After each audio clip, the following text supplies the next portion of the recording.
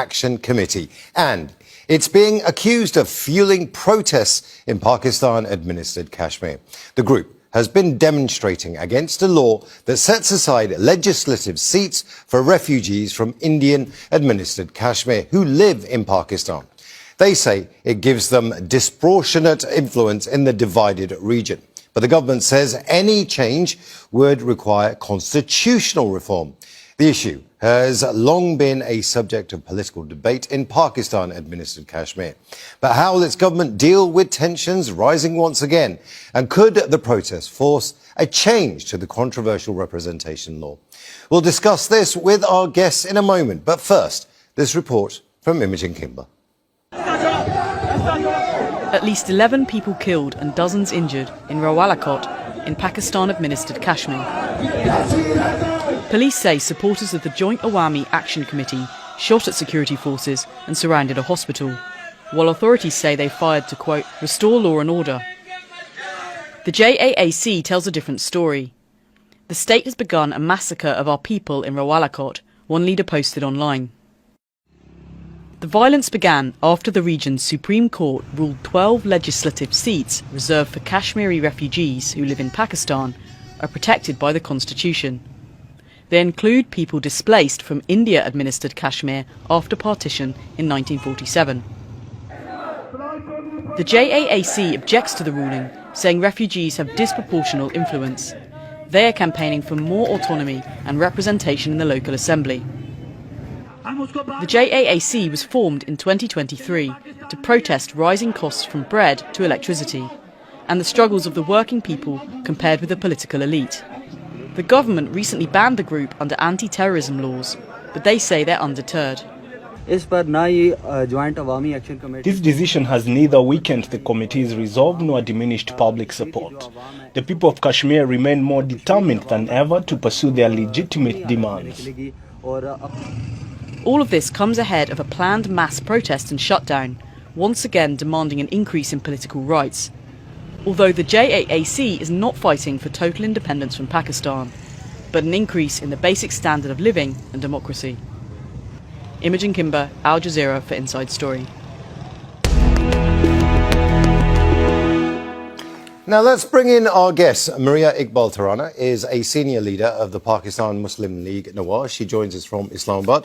Sahar Khan is non-resident fellow at the Institute for Global Affairs. She joins us from Washington, D.C. And Imtiaz Gul is the executive director at the Center for Research and Security Studies. He's also joining us from Islamabad. A warm welcome to you all. I want to start with Maria first. Maria, on the face of this, the Awami Joint Action Committee criticisms of these legislative seats seems little bit unfair because this is constitutionally recognised. It's been in place for many, many years. So why this and why now? Yeah, thank you very much for inviting me to your show on a very important day. You have already said that this is a legal framework and a part of a constitution for many years, since 1974.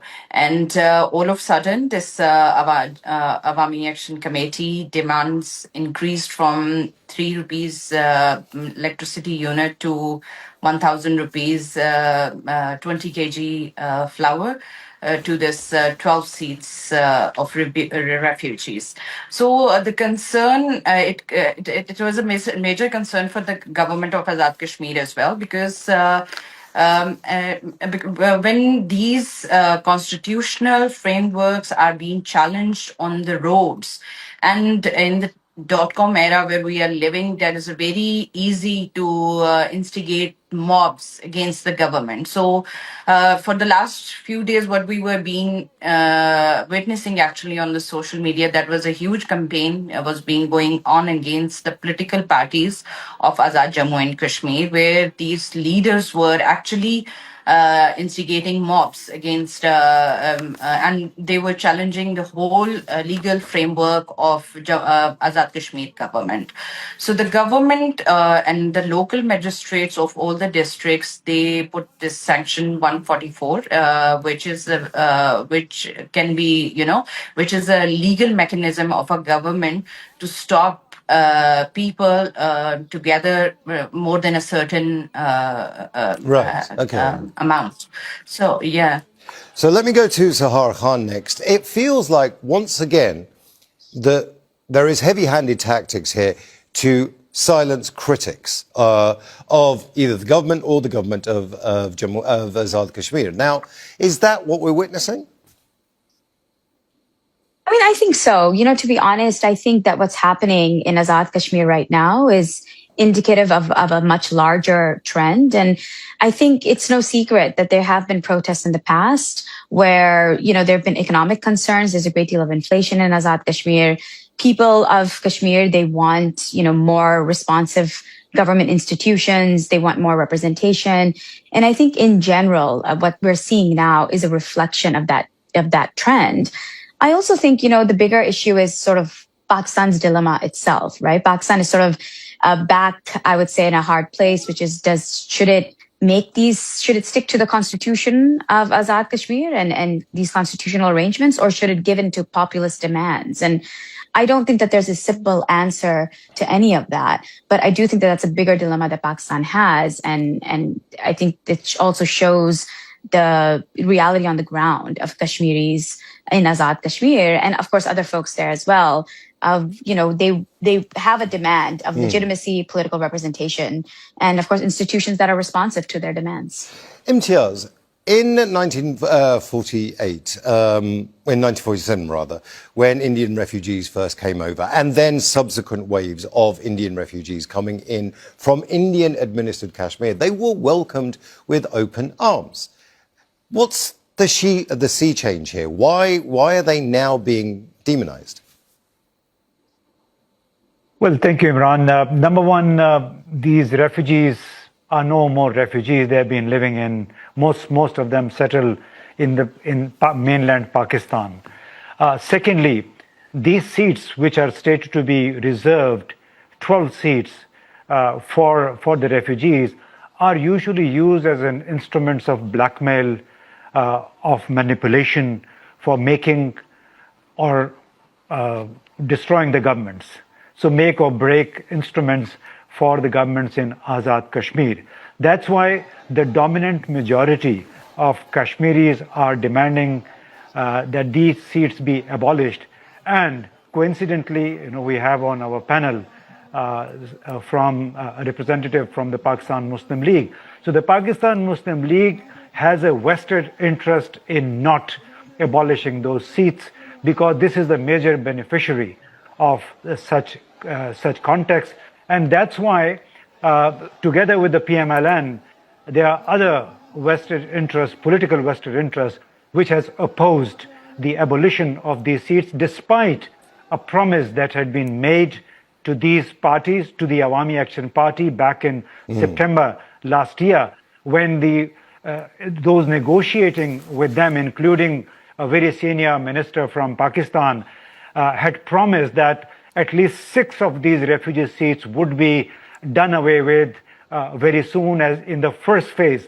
But now the big question is as to why, what has prompted the federal government in Islamabad to back down from that promise. Imtiaz, I'm going to stop you there because I want to put your point to Maria. Maria, your reaction, please, to what Imtiaz has just said.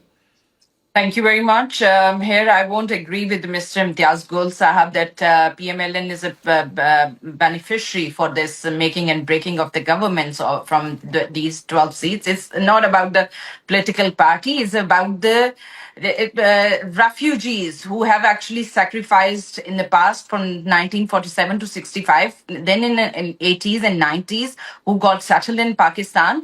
And we have more than this 12 seats, we have actually a bigger cause, which we have been struggling, that is the right to self-determination. The day we get this right to self-determination, I think we cannot ignore these 3 million people, where on the other side, in Indian Kashmir, we are being witnessing after abrogation of Article 370, Modi has made a major demographic changes in Indian occupied Kashmir by issuing the state subject for more than 2 million Indians.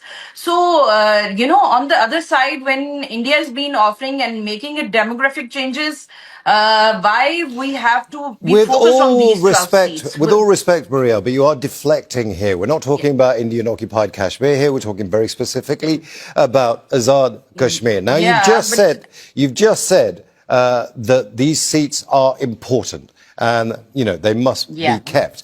Sahar Khan, is there any sympathy from you with that argument that these are very important seats? Or do you have any sympathy with Imtiaz's argument they're now Pakistani citizens, they're not Indian refugees no more? Right. I mean, I think that I'm tending to agree more with Imtiaz Saab on this, because I think, what this really reflects is a broader issue of political representation. And the protests that are happening now in Azad Kashmir, they do kind of challenge the narrative that Pakistan has constructed around Kashmir. I mean, there's no doubt, of course, we all know the history of Kashmir, right? Indian administered or Pakistan administered. And keeping that aside, I think the issue right now is that these protests reflect a bigger problem of governance and legitimacy. And, I don't feel either way about the 12 seats, like whether they should be there or not, because I think it is more reflective of a bigger problem of Azad Kashmir. And, and the demographic challenges are also really interesting as well, right? We're sort of seeing a global trend in this regard, where like governments are trying to change the demographics of contested areas, trying to increase representation, increase voices, etc. But I think what Pakistan really has to ask itself is that it has had international messaging on Kashmir for so long, and that messaging, of course, has been about self-determination. So these protests in of themselves, are they part of that narrative, or are they not part of that narrative? And so I think in this case, I would probably side more with Imtiaz Saab. I'm going to ask you, the three of you, the same question, but I'll begin with Imtiaz Gul. Imtiaz Gul, for many, many years, the government of Azad Kashmir was simply called a puppet government, didn't really have any power. It was there to prove a point. That Kashmir was independent, but it was never really independent. So what we're seeing now, is this a lashing out to try and become an actual, real, proper government? I would think so, because the issue at heart is that these seats, 12 seats, and the mainland Kashmiris who put in all their resources, effort, time to contest and eventually get into the legislative assembly, they feel put at disadvantage once the formation or deformation of the government begins, because then what comes into play is these 12 seats. The majority of them side either with this party or with party B, and that party becomes the government. So that's why I think this is a very defining moment for the government of Pakistan, as Sahar also put it, if we are talking about self-determination for Kashmiris, then this small patch of Kashmir that Pakistan possesses should be allowed to act as independent, as a sovereign entity within Pakistan. This aberration of, I think, refugee seats has to go if you want Imtiaz, I'm going to stop you there, because I do want to put these points to our other guests. Maria, do you think that this is a puppet government and this now is a movement to get actual, real power for Azad Kashmir? I won't agree to this. Actually, the word calling AJK government as a puppet government. We have been operating for several decades now. We have our own constitution.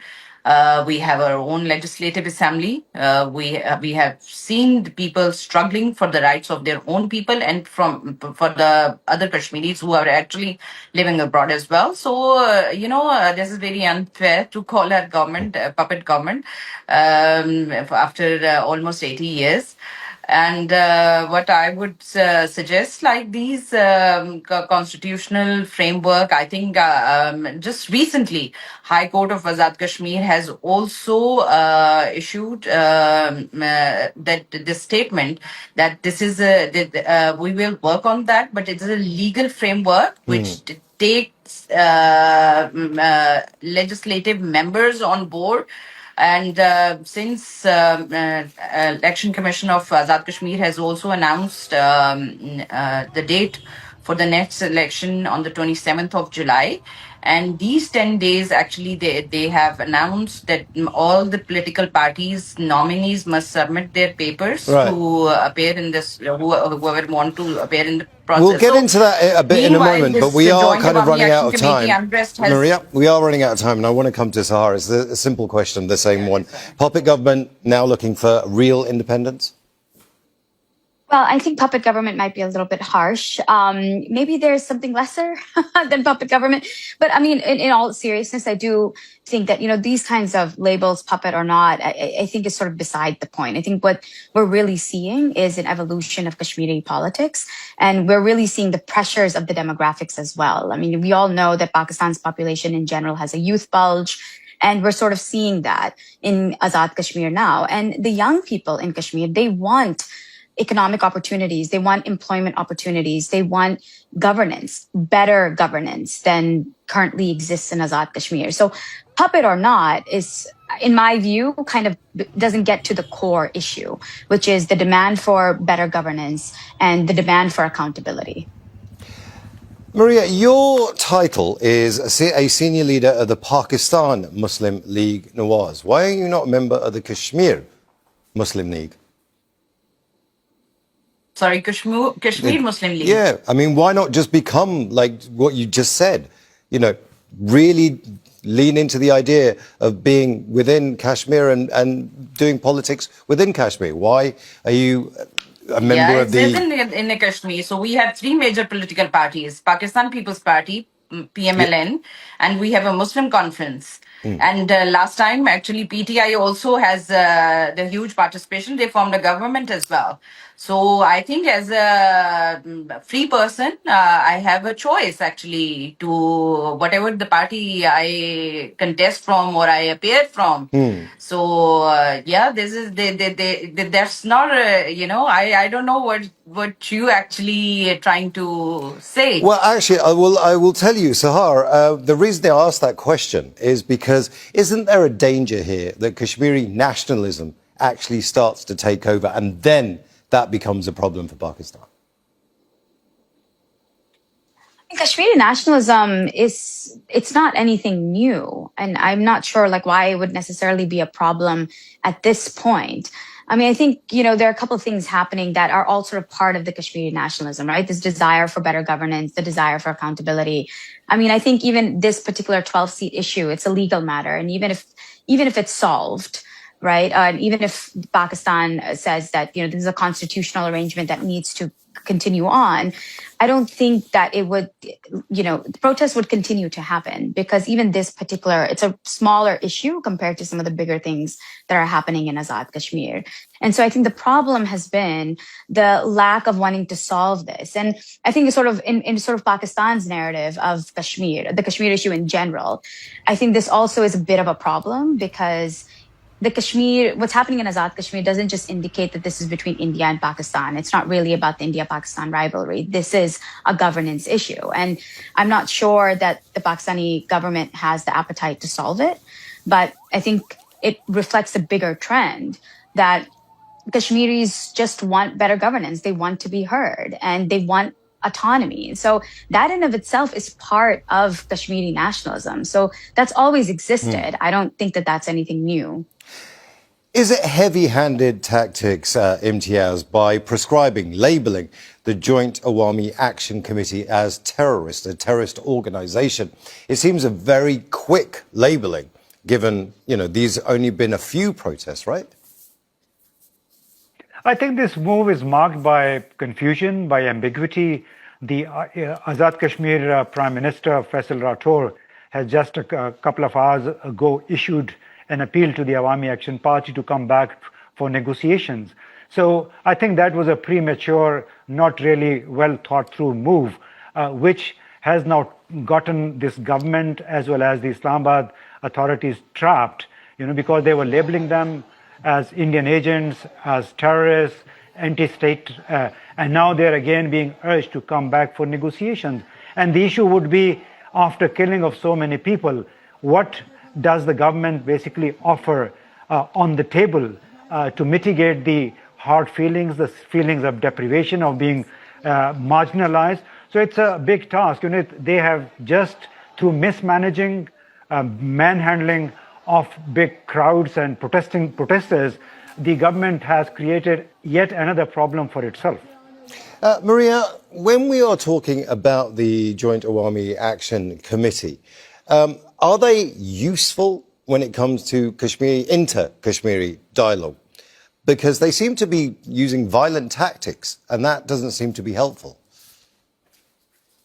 Okay, now as a citizen of Azad Jammu and Kashmir, I think I must admit that the government, both the governments, PTI government, PMLN government party, Pakistan People's Party, all these political parties have invited Jammu and Kashmir Awami Action Committee on table several times. And in past, since 2023, now is the 2026, all the problems, everything, mismanagement of a governors, was sorted out actually through a dialogue.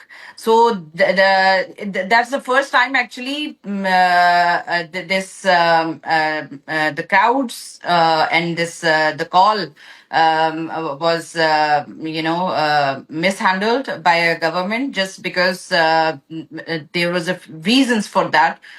To social media, there were several IDs who were actually calling protesters and mobs against the government to attack government properties and even assembly. So that's why the government imposed section 144 just to control that crowd. So it's not about only one party. I think all the political parties have tried their best in Azad Jammu and Kashmir. Sahar, there is a case study here, right? And let's have I'll just quickly explain what my question is going to be, because Jammu and Kashmir has been divided by the Indian government. They've been very successful at that. They've cracked down. Is there a danger that what we're seeing right now in Azad Kashmir, Pakistan-administered Kashmir, is that same scenario, that eventually it'll be divide and rule? I think so. And I think that this is a dangerous path because, the labeling of any group as a terrorist organization, it sets in motion certain legal obligations and certain police, or I would say law enforcement mechanisms, which in of itself, by their nature, are designed to curb dissent and, arrest people without evidence, to, basically tilt the balance of, national security and civil liberties in favor of national security. And this makes me very nervous for everything that's happening in Azad Kashmir. We have seen this in Indian-administered Jammu and Kashmir, where the police are very, very heavy-handed. That has resulted in a lot of injustices in terms of, pellet guns, in terms of kidnappings, arsons, all sorts of, nefarious activities. And it saddens me to see that this might be the trajectory in Azad Kashmir. I also think that it's, again, somewhat unnecessary. These are labeling, the Joint Awami Action Committee as a terrorist organization is, in my view, completely premature. And it does not get, again, to the heart of the issue or to the demands of the people in Azad Kashmir. Imtiaz, do you share the same fears? What's your opinion on all of this? Well, I think the advocacy that Pakistan has made all these decades for Kashmir seems to be now playing out in Azad Kashmir. And that's a tragic, I think, trajectory that we are seeing right now, that all these years we talked about the self-determination for the Kashmiris, but now with this violent reaction, with the violent handling of the crowds and the protesters, we have simply created the same condition that we had been complaining about as far as the Indian Kashmir is concerned. So one would hope that better sense prevails and that the government authorities, they step back and somehow bait the Awami Action Party once again into the talks and makes promises that it can eventually fulfill, rather than hogwashing them after some time. Maria, isn't the real problem here not the Joint Awami Action Committee, but the fact that Kashmir is still a question rather than a state? I mean, surely your efforts are better served trying to get Azad Kashmir truly independent. I will come to your point. First, I want to mention one point which Sahar has just recently mentioned. There is a very unfair comparison of Azad Jammu and Kashmir and Indian occupied Kashmir, because India has imposed draconian laws on Kashmiris. On this part of Azad Kashmir, constitution has never imposed any single draconian laws on their own people, like TADA, POTA, Armed Force Power Safety Act, which gives impunity to their forces to kill anywhere, any time.